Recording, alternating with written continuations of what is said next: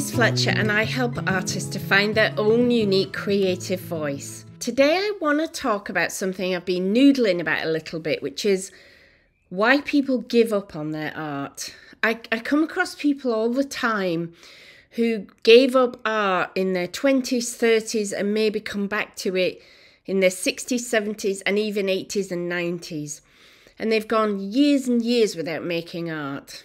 I come across other people who give up halfway through paintings and never finish anything and have rooms full of unfinished paintings. And I was talking to another artist recently, and we were talking about what we called the messy middle. And I'm sure you've heard this term, and it refers to the times in a painting when we feel totally lost. In fact, I don't think of it as even always as the messy middle. It's more like the completely tortured midpoint where the painting is just nothing and I don't know what to do with it, and everything I do seems to make it worse. And then there's this point when I've tried and tried and tried, and it's just getting worse and worse and worse, and I step away, maybe for a day, maybe for a week, maybe even sometimes for a month, and I come back and I do something completely different. It can be a small thing or a big thing, and suddenly the painting starts to gel and come together. That darkest part, the part where I feel like there is no way this is going to be a painting, and not only that, but I am crap. I don't know what I'm doing. I don't even know why I'm doing this anymore. When was the last time I made a good painting? Perhaps I never made a good painting. Perhaps I'm just fooling other people. Oh, I shouldn't even be doing this. That point comes right before the breakthrough. And I have this theory that a lot of people give up at that point, that a lot of people think that is the end. Yep, I'm crap at this. Take all my paintings and put them on the bonfire, or clear out the studio and turn it into a gym, or focus on the garden instead of painting.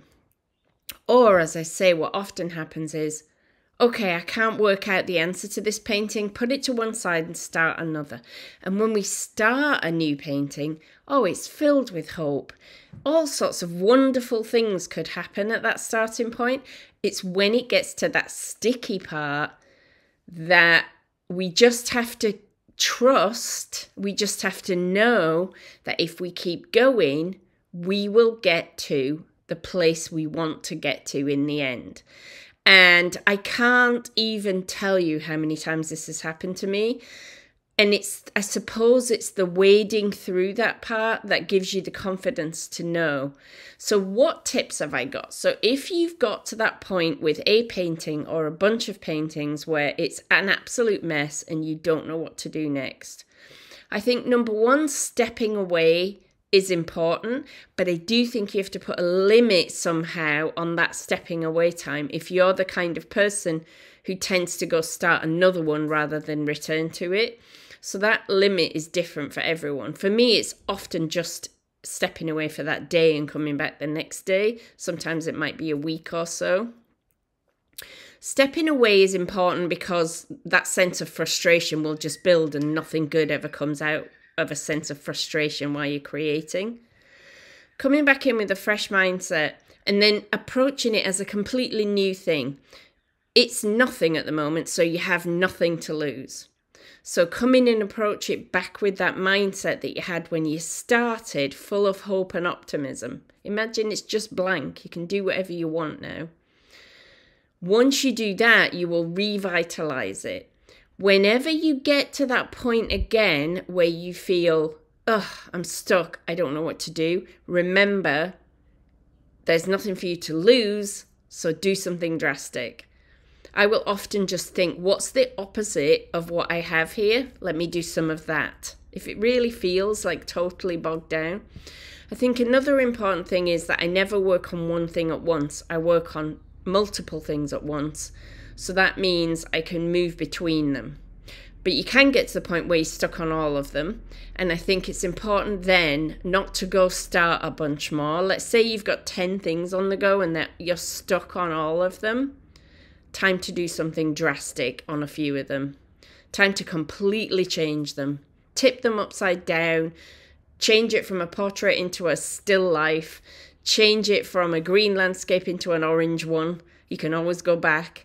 Put a big slash of paint over half of it. I don't know what it is for you, but something that feels drastic and risky will often revitalize the painting to back where it can be worked with.